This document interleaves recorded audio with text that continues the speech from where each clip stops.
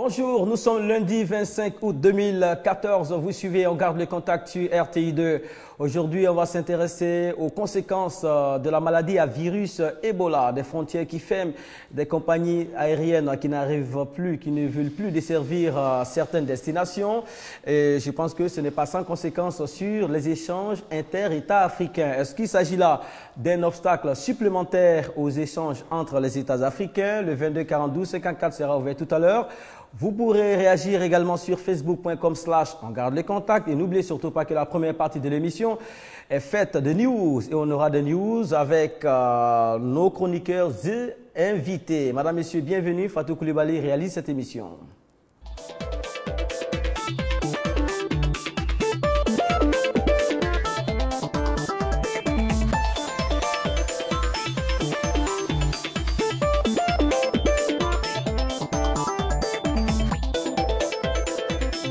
Garde le contact.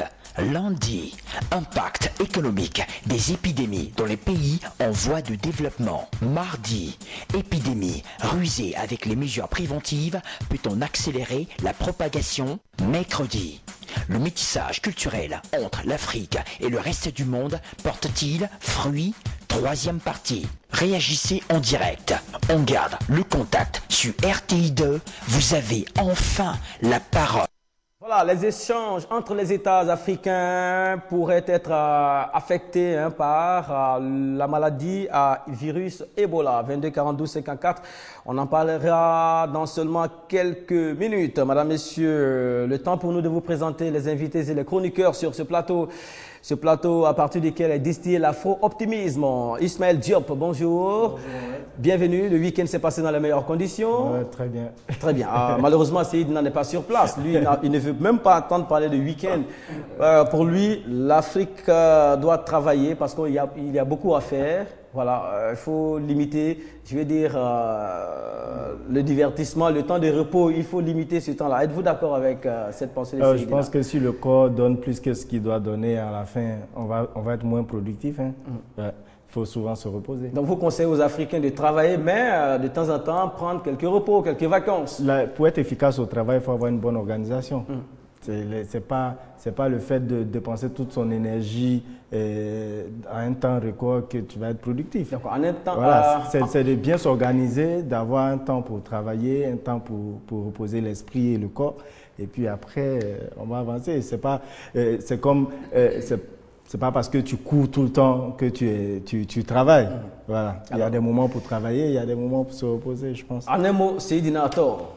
Je ne dis pas que Seydina a tort. La seule fois que Seydina est absent de ce plateau, vous vous désolidarisez de lui. Non, il a sa façon. Comme de juste, il vient d'arriver. Je pense que la façon de dire, quand Seydina dit qu'il faut qu'on travaille, c'est dire qu'il ne faut pas qu'on se laisse aller dans les loisirs. Dès que vous l'avez vu, ça commence à... Bon, après, on a l'habitude de s'attaquer. Moi, je suis toujours prêt. Il arrive, le président de l'Institut des civilisations noires. Très bientôt, il va donner des conférences là-bas et des conférences sur la progression de l'Afrique et aussi pour conscientiser la jeune génération quant à la prise en main de la destinée du continent africain. Aristide Kenda, bonjour. Bonjour Mohamed. Vous êtes éditorialiste et journaliste, patron de presse Les As du continent. Vous nous aidez à comprendre l'actualité internationale et comme de juste, une nouvelle vient de tomber. C'est une nouvelle qu'on vient d'apprendre il n'y a pas une heure de temps. Il s'agit d'une nouvelle concernant le gouvernement français, Aristide. Le gouvernement français qui a démissionné ce matin, c'était un coup de tonnerre. Ça allait très très vite, Mohamed. C'est une histoire qui remonte à bien longtemps, depuis les critiques sur ce gouvernement-là. Hier, le ministre de l'économie, Arnaud Montebourg, était dans une région pour une fête en compagnie de Benoît Hamon. De Benoît Hamon, son collègue. Et donc, il a critiqué vivement la politique économique du gouvernement français. Pendant que ce matin, il était sur Europe 1 en train de se justifier, au même moment, le Premier ministre, Manuel Valls, présentait la démission du gouvernement français. Et le président François Hollande lui a réaffirmé, a reconduit le Premier ministre. Le Premier ministre et lui a demandé donc les consultations. Et bien évidemment, au moment où nous vous parlons, le Premier ministre continue, peut-être qu'il a fini les consultations, mais Benoît Hamon est déjà exit. Mais Arnaud Montebourg ne fera plus partie du prochain gouvernement, c'est sûr. Mais Benoît Hamon, qui était avec lui hier à cette fête, a été reçu par le Premier ministre. On se demande si Benoît Hamon est en train de vouloir se racheter. Très bien, on a un article concernant cette nouvelle très importante sur un site. Si Bonfils le veut bien, on pourra voir l'intégralité de l'article. Le titre, l'intitulé, on a vu que le Premier ministre et le Président, il faut nous présenter peut-être l'encadré. Ah ouais. Voilà, très bien. Merci beaucoup. Merci à Fatou Koulibaly, merci à Bonfils.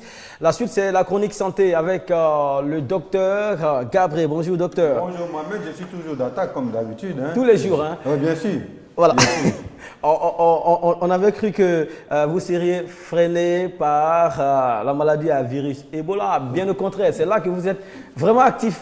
Pas du tout, parce que de toute la façon, l'arrivée de la maladie à virus Ebola me donne tout à fait raison sur mes concepts et mon approche de la santé. Je pense que l'Afrique doit s'approprier sa propre santé. Voilà. Ça, il n'y a rien à dire là-dessus, je suis intraitable. Voilà. S'agit-il d'une maladie virale? Alors, c'est une maladie véritablement virale, puisque pour définir les maladies virales, il faut dire que les maladies virales sont toutes les maladies bénignes ou graves qui sont causées par un virus. Alors, qu'est-ce qu'il faut entendre par un virus? Le virus, c'est une entité biologique qui nécessite généralement un hôte. L'hôte, ça peut être une cellule. Et le virus va utiliser, disons, le métabolisme et les constituants de cet hôte-là pour se répliquer, pour se dupliquer, pour se multiplier. Donc, quand une fois le virus, un seul virus rentre dans l'organisme, au bout de quelques minutes, on retrouve des milliers de virus du même type et qui font le même travail, c'est-à-dire la destruction en règle de l'organisme. Ce qui étonne et ce qui fait peur, c'est que la contagion se fait naturellement. Ben, la contagion se fait le plus naturellement, surtout en Afrique où on est très frères, on est très amis, on s'embrasse, on vit dans la promiscuité. Donc, c'est les contacts étroits et directs. Et puis surtout par, disons, les liquides organiques tels que quand je mets, il y a la salive qui va dans l'air, il y a le sperme, il y a le sang, et il y a diverses excrétions qui vont faire que la promiscuité, les contacts directs là, vont faire que la maladie va être transmise d'un individu à un autre. Et c'est le cas aussi de la maladie à virus Ebola. Ben, c'est le cas de la maladie à virus Ebola. J'allais dire qu'il existe plusieurs, disons, de nombreuses maladies virales. Il y a la grippe, il y a l'angine, il y a le rhume, la variole, la rubéole, il y a, comme on appelle la poliomyélite, le VIH-Sida, et plus près de nous, il y a la maladie à virus Ebola. Ces maladies-là se transmettent et prennent généralement une forme qu'on appelle une épidémie. Très bien. Et avec vous, il y a toujours de bonnes nouvelles, de très bonnes chutes, parce que il y a toujours une solution à ce que vous proposez ici, comme ce sur quoi vous exposez généralement. Oui. Alors, y a-t-il des traitements efficaces contre les maladies virales? Aujourd'hui, effectivement, la médecine mondaine propose des traitements efficaces contre des maladies comme le rhume, les maladies virales comme le rhume, la grippe, la varicelle, la rougeole, etc.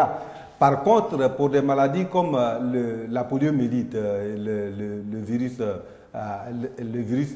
comme on a VIH-Sida, la maladie à virus Ebola, il n'y a pas de traitement. Il n'y a pas de traitement chimique. Donc, il n'y a pas de chimiothérapie. Alors, la solution que nous proposons, c'est que généralement, il faut anticiper. Dans le cas de ces maladies-là qui sont difficiles à traiter, qui n'ont pratiquement pas de médicaments, il faut anticiper sur la maladie en élevant le niveau d'immunité de l'organisme. Par, disons, la chimioprophylaxie, si elle existe, comme dans le cas disons, de la polio, où on a un vaccin disponible. Mais dans le cas du VIH-Sida et de la maladie à virus Ebola, il faut privilégier ce qu'on appelle la bioprophylaxie. La bioprophylaxie qui va mettre en avant la prééminence des capacités fonctionnelles de l'organisme, qui va contribuer à élever, optimiser le niveau de l'immunité, de telle sorte que quand le virus se présente, l'organisme soit capable de bloquer son entrée, son accès dans l'organisme, afin de le faire mourir aux portes de nos cellules. Donc, véritablement, ça nous est donné, la leçon nous est donnée par la maladie à virus Ebola. On dit que le vivier naturel du virus Ebola se trouve dans les chauves-souris frugivores qui le transmettent, disons qu'ils les transmettent aux animaux qui mangent des feuilles. Et donc, cette consommation biologique-là fait que ces animaux sont des porteurs sains du virus Ebola. C'est toute la leçon qui découle de là. C'est-à-dire qu'aujourd'hui, si nous mangeons véritablement naturel, nous n'avons absolument rien à craindre des maladies virales. Bien noté, Dr Gabriel est agrothérapeute. Il est notre consultant pour la chronique santé. Lundi et mercredi, il est en DCM. Il est promoteur des différents cafés qui sont positivement piégés pour agir positivement dans votre corps. Aristide, oui, les autres maladies virales, peuvent être guéris. Docteur, ne partez pas. Il y a espoir aussi que la maladie à virus Ebola trouve un remède. Alors, le docteur Grabel a si bien dit, quand il dit par exemple que le système immunitaire, en fait, c'est que l'organisme a ce qu'on appelle une armée, qui est son système immunitaire. Et quand, dans le cas du VIH-Sida, c'est que ce virus détruit donc ces lymphocytes T4. Et je pense que le docteur Grabel a utilisé deux expressions. Il a parlé de la chimioprophylaxie et de la bioprophylaxie. La chimioprophylaxie, c'est que nous avons des médicaments préventifs, qui sont des vaccins, qui vous permettent de vous protéger contre la maladie au moment où la maladie vous attaque. Alors que Dr Gaoubé préconise ici la bioprophylaxie, c'est-à-dire en se protégeant à partir des aliments que nous consommons. Il a pris l'exemple donc des chauves-souris frugivores qui donc, à travers l'aliment, contaminent les hommes, les animaux sont des porteurs sains. Qui sont des porteurs sains. Alors que si les êtres humains se protègent par un programme alimentaire bien ficelé, bien perçu, bien peaufiné, à partir de ce moment, on pourra faire face à toutes sortes de maladies virales, dont la maladie à virus Ebola. Vous suivez En Garde le Contact du lundi sur RTI2. Si vous nous suivez entre midi et 2 en temps universel, vous pouvez agir et par le téléphone et via Internet. Là, il s'agit du débat 22 42 54. Et si vous nous suivez après 23 heures, vous ne pouvez qu'utiliser Internet. Dans ce cas-là, le téléphone sera proscrit parce que vous serez en train de suivre la seconde diffusion de ce programme. On va terminer ou fermer le chapitre Ebola avec Ismaël Diop à partir d'une interrogation. Cette épidémie nous a montré deux genres de patients, des patients qui en guérissent et d'autres qui en pâtissent. Ouais, c'est là la grande question en fait. Et puis après, ça manque dans la sensibilisation. Ebola ne tue pas à coup sûr. On a vu les statistiques au Libéria qui disaient qu'il y a je crois 56% des cas qui mouraient du virus. Donc, quelque part, il y a des personnes qui ne meurent pas de cette maladie. Et comment, je pense que les spécialistes, le docteur Gabriel est bien placé pour nous enseigner la matière. C'est vrai que certaines personnes en pâtissent, certaines personnes meurent de la maladie, d'autres personnes en guérissent. Vous avez fait le constat. Heureusement. Heureusement parce qu'il y a parmi ces personnes, il y a deux catégories. Aujourd'hui, il faut dire qu'en Afrique, ceux qui guérissent ont, disons, une base immunitaire suffisamment renforcée à partir de leur organisme. Cela dépend certainement de ce qu'ils mangent et de leur milieu de vie. Là où la modernisation n'a pas pris tout à fait pied, on se croit obligé de manger naturel. Je dois dire qu'aujourd'hui, en mangeant naturel, c'est un avantage très important par rapport à ces maladies-là. Deuxième groupe, il y a, on va les citer, oui, on va citer, il y a deux Américains. Oui, les Occidentaux en meurent. Pas du tout. Là, c'est le constat qu'on fait. Voilà. Chaque soir, on sait qu'il y a un ou deux qui en guérissent. Voilà. Ceux qui sont contaminés s'en sortent quand même. Voilà. Donc, le constat est que je voudrais simplement rapporter, parce que de toute façon, ce n'est pas un constat, je voudrais simplement rapporter que, disons, vous savez, les Occidentaux, ce qu'ils nous ont donné, c'est qu'ils publient les résultats de leurs recherches. Depuis 1912, il semble que, disons, les médicaments qui ont servi à guérir les deux Américains étaient déjà mis au point. Mais ils ont trouvé une deuxième approche qu'ils sont en train de finaliser. Donc, disons, ces deux Américains-là sont venus ici, certainement pour tester soit leur immunité, soit pour servir de cobaye, pour, disons, faire en sorte de tester le médicament. C'est ce qu'on est tenté de dire. Je dois simplement dire que les gens qui ne sont pas africains travaillent sur des maladies tropicales. Parce qu'il faut dire qu'en Occident, il y a une médecine qu'on appelle la médecine dite tropicale, qui travaille essentiellement sur les maladies qui frappent les Africains noirs. Je ne dis pas les Africains blancs, les Africains noirs. Nous allons étudier dans leurs universités. Nous avons appris les techniques de recherche. Les outils de recherche sont disponibles puisqu'il faut les acheter. Je pense très honnêtement, qu'à partir disons, de l'épidémie de l'Ebola, l'Afrique doit être interpellée par l'Afrique. Il faut qu'on apprenne à croire à nos capacités. Aujourd'hui, c'est la République démocratique du Congo qui est déclarée, disons, victime du virus d'Ebola. À qui le tour demain? Donc moi, je pense que tous ces constats doivent nous interpeller pour dire qu'il faut véritablement nous approprier notre santé parce que je pense personnellement que c'est là que se trouve le salut pour les générations futures. Merci beaucoup, Dr Gabré. On sera très heureux de vous recevoir ici le mercredi pour le passage du décès. Merci beaucoup. Merci. Madame, Messieurs, la semaine dernière, nous avons parlé de la maladie à virus Ebola. L'impact économique nous a intéressés. Voici ce qui a été dit sur ce plateau.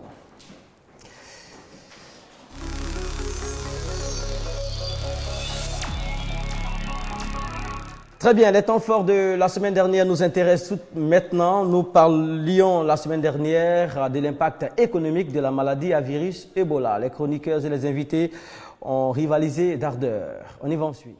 Ils ont commencé à dire, ah, il y a un cas d'Ebola. Non, il n'y a pas de cas d'Ebola. C'est une pièce de théâtre pour montrer le jour où il y aura Ebola. Parce qu'il faut parler la conduite à tenir. Voilà, la conduite à tenir. Et vous dire que les gens sont déjà équipés, ils attendent. En cas de problème, ils seront là pour vous aider. Il faut juste aller dans le premier poste de santé.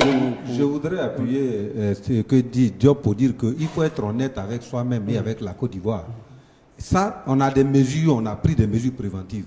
Mais si je sens que j'ai quelque chose, que je ne vais pas me porter à un centre de santé, il est évident que je vais d'abord en mourir, faire mourir mes amis, mes parents, mais mettre la Côte d'Ivoire en danger. Donc c'est une question d'honnêteté. Il faut d'abord être honnête avec soi-même.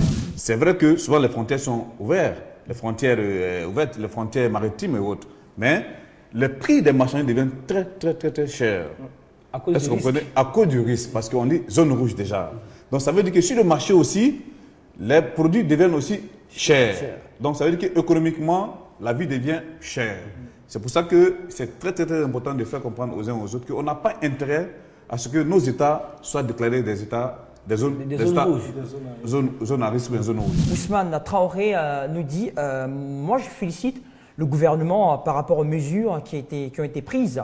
Si on respecte, je crois que cela va aller par rapport aux documents qui vient de voir tout à l'heure. Pendant ce temps, Monsieur Di Maria Cissé pense aussi que les mesures qui ont été prises doivent être respectées par la population. Et je pense que si on prend en compte ces mesures, ça va aller. C'est un mot qui revient un peu plus souvent.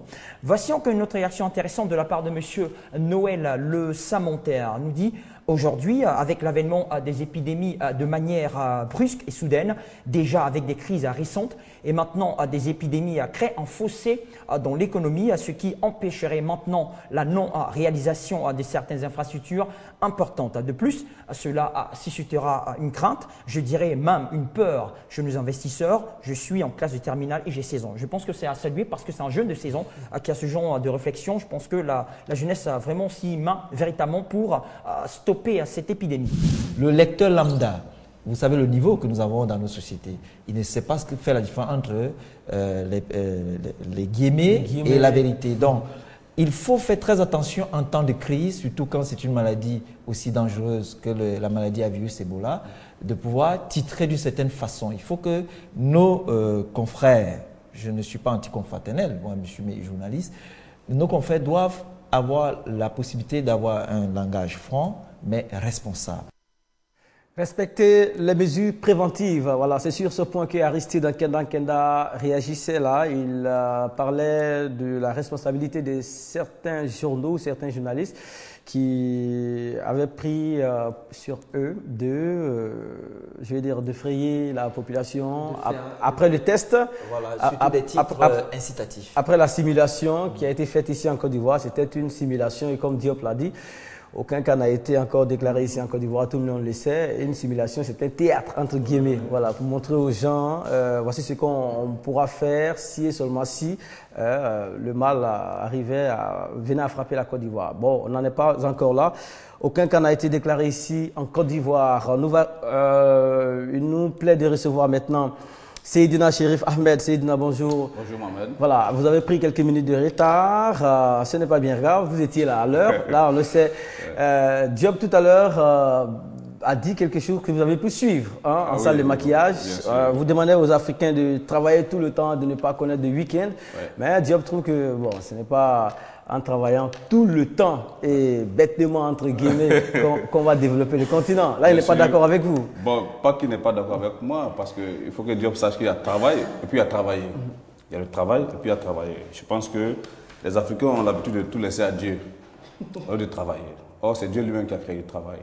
Alors, donc, je disais que si aujourd'hui nous voulons rattraper les autres, qui sont en avance depuis de 600 ans sur nous, puisqu'ils nous ont empêchés depuis 1500 de pouvoir travailler, il ne nous faut pas être dans le même temps qu'eux. Quand vous dites qu'ils nous ont empêchés, Ils nous ont empêchés par l'esclavage et la colonisation. L'esclavage et la colonisation. Voilà, même aujourd'hui par l'école, parce qu'on travaille aujourd'hui, on va à l'école aujourd'hui pour développer l'Europe, pas pour développer l'Afrique, puisqu'on n'a pas encore notre propre école. Donc, je le disais que, au lieu que ces gens s'en vont au travail de lundi à vendredi, et puis samedi, dimanche, ils se reposent, et que nous, on fait la même chose, on ne va jamais les rattraper. C'est pour ça que je demande que l'Afrique même a besoin de 9 jours dans la semaine pour pouvoir travailler. Et le travail. On attend quoi pour avoir notre propre école? Bon, là, je pense que moi, j'ai déjà mon école à l'ICN. Je t'invite là-bas samedi pour une conférence. Tu vas voir, je vais parler de l'école africaine, comment on peut se développer. Mais qu'est-ce qui explique que pendant que tu n'es pas là, c'est là où il faut faire. Non, c'est pas grave. On était ensemble ce week-end.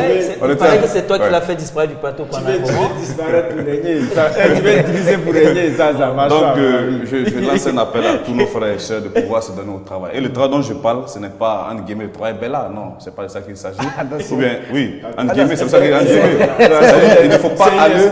Il ne faut pas fatiguer son organisme. Ça veut dire qu'il ne faut pas prendre des charges que tu ne peux pas supporter.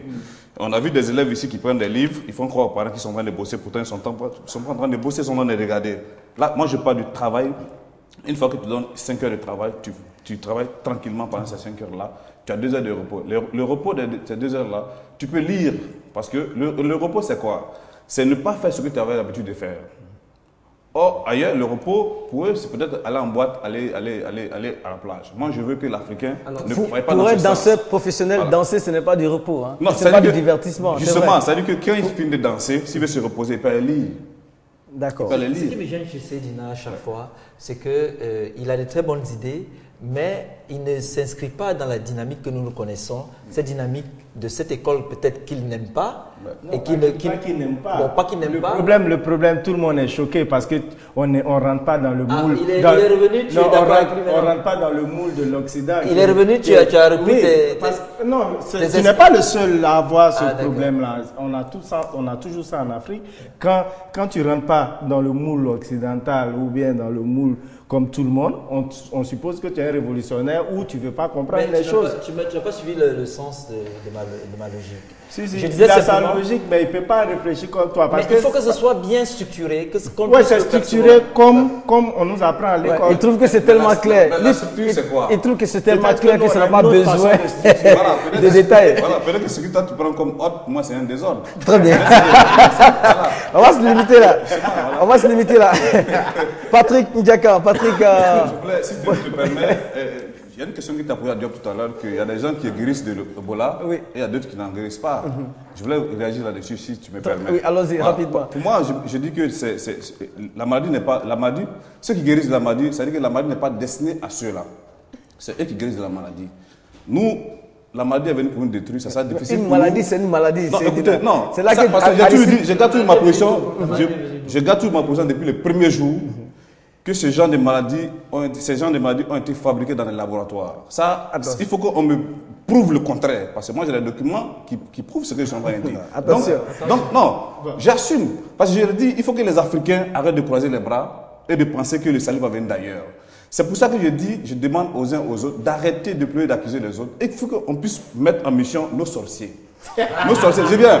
C'est en Afrique, attends s'il te plaît, en Afrique, les uns et les autres, non s'il te plaît, en Afrique, les uns et les autres ont le pouvoir d'arrêter la pluie, de faire venir la pluie, de faire sortir des abeilles, de même plier. Les gens qui plient la terre pour pouvoir raccourcir les distances, les peuples le font en chassant les bœufs.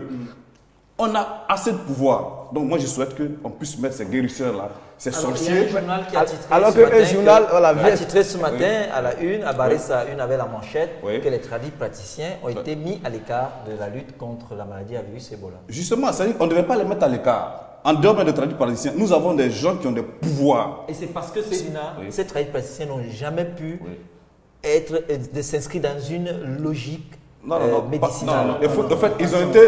J'ai déjà demandé aux États africains de réhabiliter les tradis praticiens. Parce que quand les gens finissaient les études pour devenir des pharmaciens, mais à l'époque, l'État les subventionnait, l'État leur donne de l'argent pour créer des pharmacies.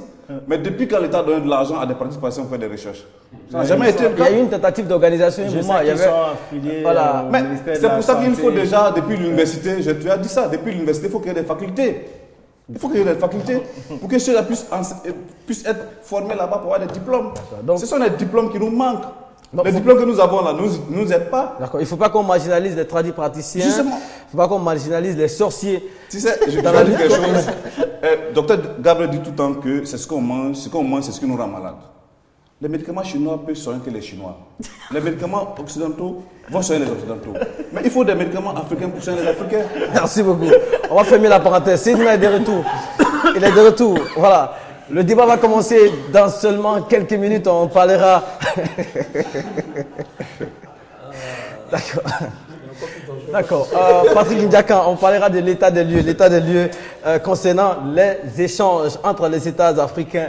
C'est vrai qu'il s'agit là, selon l'observateur que nous, les observateurs que nous sommes, d'un blocage dans les échanges entre les pays. C'était déjà difficile, les échanges entre les pays, mais là, avec ce virus d'Ebola là, c'est sûr et certain que certains pays auront des difficultés à échanger avec d'autres pays, donc l'économie va prendre un coup. Certainement, vous rappelez, Mohamed, d'abord, bonjour aux téléspectateurs et spécial bonjour à M. Seydilan qui essaie de me surprendre. Alors, si nous venons-en au sujet, il sera important de parler aussi d'impact économique. Et d'ailleurs, nous avons eu l'occasion de discuter sur ce sujet la semaine dernière. Il est important aussi pour moi aujourd'hui, dans l'état des lieux, de revenir sur ce point. Il faut aussi rappeler avant tout sur un constat qui a été effectué par nos études du fait que l'importance du bloc entre les régions africaines était indispensable au développement. Et bien, en cela ressorti comme récit que l'un des grands défis auxquels les pays africains sont confrontés en ce XXIe siècle est à la fois de réussir à créer des blocs économiques et monétaires pouvant leur permettre de réduire le degré de marginalisation dont ils sont victimes à l'échelle mondiale et de promouvoir leur développement socio-économique et institutionnel durable.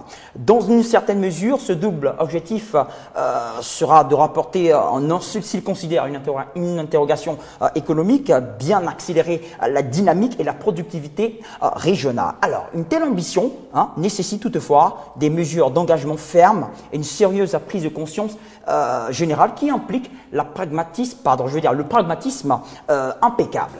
Alors, Mohamed, si vous avez bien remarqué, les États africains, sinon les régions africaines,